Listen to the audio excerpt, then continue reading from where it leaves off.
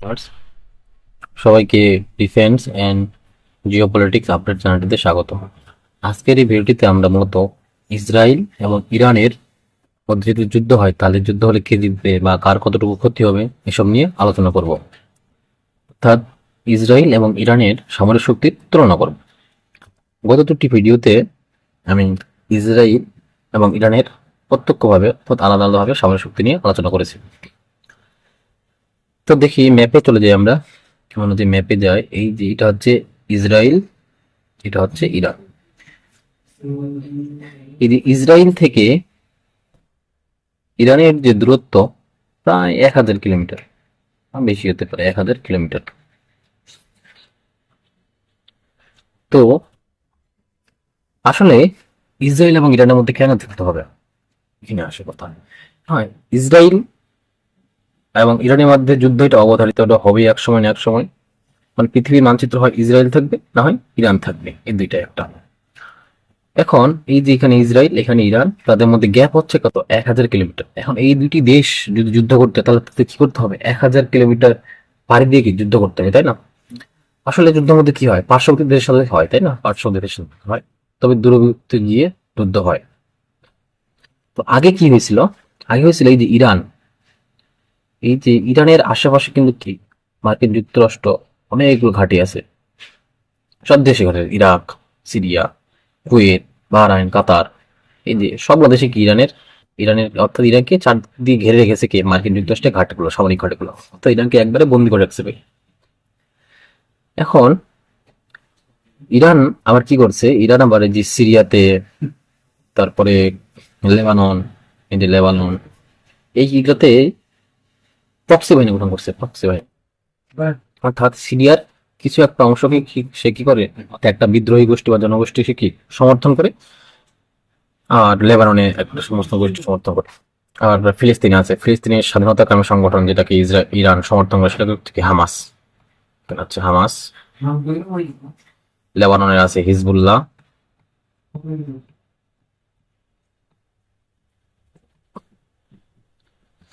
আছে এদিকে আছে আবার কতি, যে হুতিরা আছে, হুতি বিদ্রোহী ইয়েমেনের, সৌদি আরব দিয়ে পার হয়ে এদিকে রেড সি বা লোহিত সাগর। এখন আগে কি হইতো, এই যে ইরান, ইরান সিরিয়া হয়ে যে লেবানন, জর্ডান, তারপর হামাস, এদের কি হতো, অস্ত্র সরবরাহ করতো, মিসাইল, রকেট লঞ্চার, এগুলো অর্থাৎ ছোটখাটো সামরিক অস্ত্র সরবরাহ করতো। কিন্তু বর্তমানে কি হয়েছে, বর্তমানে সিরিয়ার অবস্থা আমরা জানি, যে সিরিয়ায় এখন ইরানের অবস্থা মানে নেই বললেই চলে। এখন যে প্রক্সি বাহিনী এখন সেখানে বন্ধ হয়ে যাওয়ার কারণে ইরান কি করতেছে, ইরান এই সিরিয়া দিয়ে লেবানন, হামাসকে একটা অস্ত্র দিতে পারতেছে না। অর্থাৎ এক কথায় বলা যায় যে ইসরায়েল এখানে কি অনেকটা একটা সুবিধা পেয়ে গেছে, অর্থাৎ একঘেয়েমি হয়ে গেছে, মানে এক কথায় একতরফা একটা সুবিধা পেয়ে যাচ্ছে। এখন ইরান এখন কি এদিক বন্দি অবস্থায় আছে কোনো, বলা চলে আবার। এখন ভবিষ্যতে যদি, ভবিষ্যতে অবশ্যই ইরান ইসরায়েল যুদ্ধ হবে। তো যদি যুদ্ধ হয় তাহলে কি হবে সেটা নিয়ে দেখবো। এখন এই যে মধ্যপ্রাচ্যের দেশগুলোতে আবার কি, এদের অনেকগুলো কি প্রায় মরুভূমি দেশ। এখন এই মরুভূমি অঞ্চলে আপনার কি ট্যাঙ্ক হচ্ছে কি গুরুত্বপূর্ণ ব্যবহার করে, ট্যাঙ্ক, ট্যাঙ্ক। কিন্তু ইসরায়েল এখানে, এখানে ইরান, প্রায় গ্যাপ 1000 কিলোমিটার। এই যে এখানে যেহেতু তার গ্যাপ 1000 কিলোমিটার, এখন কেউ 1000 কিলোমিটার পাড়ি দিয়ে ট্যাঙ্ক যুদ্ধ করতে যাবে না, যে কেউ হোক, ইরান হোক আর ইসরায়েল হোক। তো এখানে মূলত তাদের কি হবে, মূলত হবে যুদ্ধটা হবে তাদের বিমান বাহিনীর মধ্যে, অর্থাৎ এয়ার স্ট্রাইক হবে, এয়ার ফোর্সের মধ্যে মেইন যুদ্ধটা হবে। আর হবে নৌবাহিনীর সাথে, কারণ এখানে মার্কিন যুক্তরাষ্ট্রের পঞ্চম নৌবহর আছে। আর এখানে আবার কি যে ইরান যে হরমুজ প্রণালী, দিক দিয়ে হরমুজ প্রণালী যদি বন্ধ করে দেয় ইরান, তাহলে এটা কি বিশ্ব বাণিজ্যের প্রভাব পড়বে অনেক। অর্থাৎ বিশ্বের প্রায় 20% তেল এই যে হরমুজ প্রণালী দিয়ে যায় আর কি। এখন ইরানের এই যে হরমুজ প্রণালী এখানে কি শক্তিশালী আবার কি নৌবাহিনী আছে, সবগুলো নিয়ে আমরা বিস্তারিত দেখবো। তাহলে আমরা চলে যাই, দেখি কার কি আছে। Iran versus Israel. এখন ইরানের যে সামরিক বাজেট সেটা হচ্ছে প্রায় 24 বিলিয়ন মার্কিন ডলার, আর ইসরায়েল হচ্ছে প্রায় কি 11 বিলিয়ন মার্কিন ডলার। এখানে আবার কাহিনী আছে। আবার এর বাইরে কি হয়, ইসরায়েল প্রতি বছর মার্কিন যুক্তরাষ্ট্র 4 বিলিয়ন মার্কিন ডলার সহযোগিতা পায়, সামরিক সহযোগিতা। আবার ইউরোপিয়ান ইউনিয়ন থেকে প্রায় 2 বিলিয়নের মতো, আরো অন্যান্য দেশ থেকে সামরিক সহযোগিতা পায়। অর্থাৎ এরও প্রায় ওই যে ডাবল, প্রায় 20 বিলিয়নের কাছাকাছি চলে যায় ইসরায়েলের সামরিক বাজেট। তো আমরা যদি অর্থনৈতিক অবস্থা দেখি, অবশ্যই আপনি যুদ্ধ করতে গেলে আপনার অবশ্যই কি অর্থনৈতিক অবস্থা লাগবে ভালো। এখন ইরানের উপর অনেক হাজার হাজার স্যাংশন দিয়ে রাখছে আমেরিকা, যেখানে ইরানের যে অর্থনৈতিক অবস্থা এটা প্রায় কি নাজুক অবস্থায় আছে, আগাচ্ছে না। আর ইসরায়েল কি ভালো একটা অবস্থায় আছে অর্থনৈতিক দিক থেকে। ইরানের কাছে ট্যাঙ্ক আছে প্রায় 3700 মতো, প্রায় কাছে ট্যাঙ্ক আছে প্রায় 1900 মতো। ইসরায়েল ছোট্ট একটা দেশ, খুবই ছোট দেশ, প্রায় 20,000 বর্গ কিলোমিটার এরকম একটা দেশ।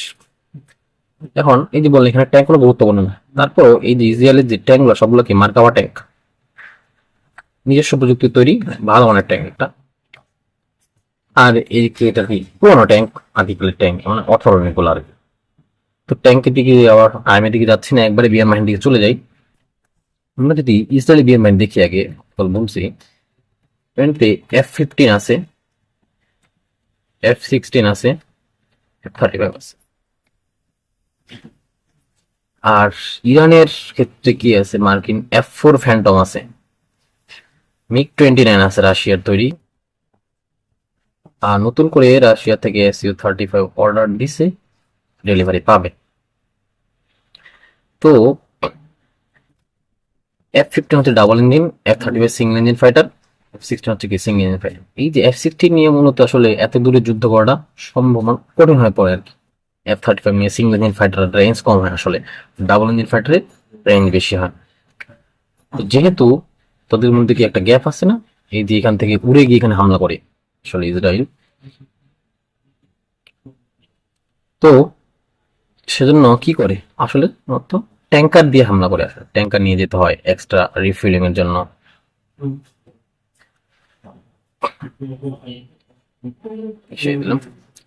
অর্থাৎ সেই ইসরায়েল ইরান হামলা করবে, মনে করি এখান থেকে এই পর্যন্ত গেল ফাইটার নিয়ে, এখানে ট্যাঙ্কার আবার রিফিলিং করলো, রিফিলিং আবার ভিতরে ঢুকলো, অথবা এখান থেকে লং রেঞ্জের মিসাইল দিয়ে হামলা করলো। ইসরায়েল মতো এটা এভাবে হামলা করে আর।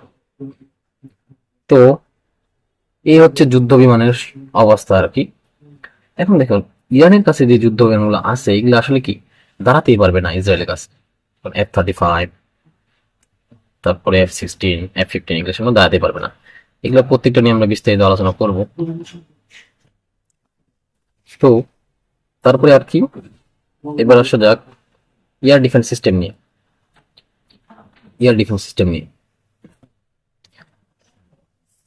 ইসরায়েল এয়ার ডিফেন্স সিস্টেম কত কেমন দেখছি, তার ডেভিড স্লিং আছে, তারপরে আয়রন ডোম, প্যাট্রিয়ট আরো আছে। আর ইরানের আছে নিজস্ব প্রযুক্তির আছে বাবর 373, আর মিসাইল আছে অনেকগুলো। এই যে ইসরায়েলের যে এয়ার ডিফেন্স সিস্টেম শক্তিশালী air defence system, anti ballistic missile system, তারপরে অ্যান্টি এয়ারক্রাফট, অনেকগুলা আর কি। তা বিশ্বের আসলে ইসরায়েলের মতো এয়ার ডিফেন্স সিস্টেম কোনো দেশের নাই। অর্থাৎ তার 1 কিলোমিটার ভূমিকে রক্ষা করার জন্য যতটুকু এয়ার ডিফেন্স সিস্টেম দরকার তার থেকে বেশি আছে আর কি ইসরায়েলের। আর ইরানের কি করছে, ইরান যেহেতু কি অস্ত্র কিনতে পারেনি, তার উপর নিষেধাজ্ঞা ছিল, সেজন্য সে কি নিজস্ব প্রযুক্তি দিয়ে তৈরি করছে সবকিছু, যেটা নিয়ে আর কি আসলে কি তাদের কোয়ালিটি নিয়ে সন্তুষ্ট, মানে আর কি একটু মানে করে আর কি, যদি ধারণা থাকে যে এটার কোয়ালিটি কিরকম হবে আসলে। আর যেহেতু ইউরোপিয়ান ইউনিয়ন আসলে মানে ইউরোপীয় কান্ট্রি গুলো, আমেরিকা, এদের মানে আমরা যাই বলি না কেন এদের অস্ত্রের কোয়ালিটির কাছে আসলে কি ধারে কাছে নেই আসলে বাকি দেশগুলোর। চাইনা, রাশিয়ার এখন অবস্থা মানে খারাপের দিকে যাচ্ছে, চাইনা এখন উঠতেছে আস্তে আস্তে, চাইনা ভালো দিকে যাবে আর কি। তো এই ইরানের যদি এরকম একটা এলাকা হয়, তাহলে আমাদের কি আছে, তার কি আছে short range air defence system আছে, তারপর মিডিয়াম রেঞ্জে, তারপর কি আছে লং রেঞ্জ এয়ার ডিফেন্স। এখন যেহেতু ইরান ফাইটার জেট কিনতে পারেনি, তো যুদ্ধ বিমান কিনতে পারেনি, সেজন্য সে কি করছে, সে মূলত এই তার আকাশ প্রতিরক্ষা ব্যবস্থাকে শক্তিশালী করছে, অনেক শক্তিশালী করছে। কারণ ইসরায়েল বিমান এখানে আসলো, শুধু একটা মিসাইল নিক্ষেপ করলো, কারণ এই মিসাইলটাকে ধ্বংস করার জন্য ইরান আবার কি করবে, পাল্টা মিসাইল নিক্ষেপ করবে। পাল্টা মিসাইল নিক্ষেপ করবে কি, আগে লং রেঞ্জ থেকে নিক্ষেপ করলো, যদি ধ্বংস করতে পারলো তো ভালো, আর যদি না পারলো তারা এটা কিন্তু শেষ। আবার এই লং রেঞ্জকে ফাঁকে দিয়ে যদি মিসাইলটা মিডিয়াম রেঞ্জ দিয়ে আসে, আবার একটা মিসাইল নিক্ষেপ করবে মিডিয়াম রেঞ্জের, এখানেও বেঁচে ফিরতে পারে, অত না ফিরতে পারে। আবার যদি এই পদের কাছ থেকে ভেদ করে আবার যদি ভিতর দিকে আসতে চায়, তখন আবার শর্ট রেঞ্জের এয়ার ডিফেন্স সিস্টেম আছে, এবারে ধ্বংস করতে পারবে আর কি। এখন সবগুলো যদি ধ্বংস না, তখন তারপরে আর কি ইরানের মাটিতে আর মিসাইল গিয়ে আঘাত করবে আর কি। এই হচ্ছে অবস্থা। তো ইসরায়েলের বিমান বাহিনী, তাদের আকাশ প্রতিরক্ষা অবস্থা আসলে অনেক আছে। এখন ইরানের একটা এক্সট্রা বেনিফিট হচ্ছে কি, তার মিসাইল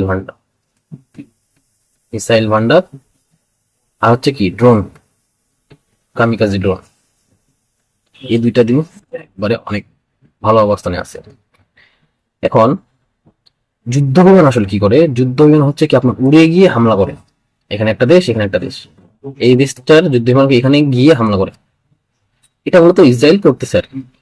কিন্তু ইরানের হাতে যেহেতু কি এই প্রযুক্তি নাই, সেজন্য ইরান কি করছে, বলছে কোনো যুদ্ধ বিমান নাই, আমি কি করবো মিসাইল মানে কি এখান থেকে আমি নিক্ষেপ করবো, এখানে হামলা করবে ডিরেক্ট একবারে, এই কাজটা করতেছে ইরান। এখন এটা আর কি মূলত একবার দিয়ে আবার ইরানের যে যুদ্ধ বিমানের ঘাটতি সেটাকে পূরণ করে। ইরানের হাতে শর্ট রেঞ্জের, মিডিয়াম রেঞ্জের ব্যালিস্টিক মিসাইল আছে, ব্যালিস্টিক মিসাইল নিয়ে আমরা আলোচনা করবো। Short range, medium range, short to long range air ballistic missile. এখন এই ব্যালিস্টিক মিসাইল আসলে পুরো এয়ার ডিফেন্স সিস্টেমে যত শক্তিশালী হোক না কেন, সবগুলোকে ধ্বংস করতে পারে না। মানে ওই 100টা মিসাইল আপনি নিক্ষেপ করলেন, সর্বোচ্চ 90% একুরেসি, 80%, 80টা 90টা ধ্বংস করতে পারবে। বাকি যে 10টা 20টা, এটা যে কোনো এয়ার ডিফেন্স সিস্টেম আসলে কি সবগুলো ধ্বংস করতে পারে না আর কি। তো ইরানের হাতে মিসাইল আছে, হাজার হাজার মিসাইল আছে, হাজার হাজার মিসাইল আছে। এখন এই যে ইরান ইসরায়েল বনে, এটা ভয় পায় মূলত কি ইরানের মিসাইল ভান্ডারকে। কারণ ইরানের মাটির নিচে কি আছে, মিসাইল ভান্ডার আছে, মাটির নিচে আছে পারমাণবিক তার যে কার্যক্রম সেগুলোকে সুরক্ষা দেওয়ার জন্য। এখন এই যে বললাম যে ইরানের চারদিকে কি আছে, মার্কিন যুক্তরাষ্ট্রের সামরিক ঘাঁটি আছে, প্রত্যেক দেশে এগুলোর কি ঘাঁটি আছে। এখন এটা থাকার যেমন মার্কিন যুক্তরাষ্ট্রের লাভ, আবার একটা ক্ষতি। কিরকম, ইরান ইরানের উপর যদি ইসরায়েল হামলা করলো, তো ইরান আসলে কি করে, ইরান এই যে আশেপাশে থাকা যে মার্কিন যে ঘাঁটিগুলো আছে না, এইগুলোতে মিসাইল হামলা চালায়, মিসাইল হামলা চালায়। এখন ইরান যদি ফুল একবার পুরো দমে যদি এই মিসাইল, এই যে সামরিক ঘাঁটিগুলো যদি কি মিসাইল হামলা চালায়, তাহলে যে মার্কিন যুক্তরাষ্ট্রের যে ঘাঁটিগুলো, এগুলো কি একটাও আস্ত থাকবে না, একবারে মাটির সাথে মিশে যাবে, প্রায় অনেক সৈন্য হতাহত হবে, অবস্থা খারাপ হয়ে যাবে মার্কিন যুক্তরাষ্ট্রের। এই জিনিসটাকে ভয় পাওয়া হচ্ছে কি মার্কিন যুক্তরাষ্ট্র। এখন মার্কিন যুক্তরাষ্ট্র আসলে ইরানকে কি করে, আসলে মার্কিন যুক্তরাষ্ট্র ইরানকে একটা নির্দিষ্ট পর্যন্ত নিয়ে যাওয়ার পর কি করে, দেখে যে ইরান মানে কি এটা লিমিট, ঠিক আছে, লিমিট যখন ক্রস করবে তখন আবার কি করবে, স্যাংশন দিবে, চট্টাপ্পর দিয়ে আবার ইসরায়েলকে দিয়ে হামলা করে, আবার কি বসাই দিবে, আবার যখন নিচে নামে আবার একটু উঠাবে মার্কিন যুক্তরাষ্ট্র, আবার নামাবে, এইভাবে নিয়ে ইরানকে নিয়ে আসলে খেলে। এখন একে আবার কেন উঠাই, কারণ হচ্ছে এই যে ইরান যদি না থাকে মানতে পারছেন, তাহলে বাকি যে দেশগুলো আবার যেমন সৌদি আরব, তারপর আপনার কাতার, আরব আমিরাত, এখন বাকি দেশগুলো আবার কি, বাকি দেশগুলো মানে কি এক হয়ে যাবে মনে করো। কারণ এই ইরানের সাথে এই দেশগুলোর মতো দর্শা মুসলিম কান্ট্রি কেন একমত নাই, এটা নিয়ে ভিন্ন একটা ভিডিও দিব। এই যে সৌদি আরব আর ইরান, এটা কি জনম জন্মের শত্রু, আসলে শত্রু। হ্যাঁ, সৌদি আরব একটা ডিরেক্টলি বলে, এখন ইরানের উপর যদি আজকে হামলা করে ইসরায়েল বলেন, যুক্তরাষ্ট্র বলেন, ইউরোপিয়ান ইউনিয়ন বলেন, এটা বলেন, একটা মুসলিম দেশ নাই যে কি ইরানের পক্ষে দাঁড়াবে, একটাও থাকবে না। এটা হচ্ছে বাস্তব। অর্থাৎ সবাই সবার স্বার্থের কাছে বন্দী। মধ্যপ্রাচ্যে যদি ইরান না থাকে, সবচেয়ে লাভবান হবে সৌদি আরব, কাতার, আরব আমিরাত, এগুলো দেশ লাভবান হবে। আবার যদি এগুলো দেশ না থাকে, ইরান লাভবান হবে। এই জন্য কি এটা একটা আরেকটার সাথে কি মানে দেখতে পারে না বলা চলে, বা কি এই জন্য মুসলিম বিশ্ব আসলে কি এক হয় না, আসলে কখনো এক হবে না, এটাই আর কি। তো তারপরে যদি এগুলো ছাড়াও যদি গোয়েন্দা সংস্থা নিয়ে কথা বলি, কারণ আপনি যখন যুদ্ধ করবেন সেজন্য অবশ্যই আপনাকে গোয়েন্দা সংস্থা, স্যাটেলাইট, তারপর আপনার ইনফরমেশন টেকনোলজি, এটা হচ্ছে কি অনেক বড় বিষয় ম্যাটার করে।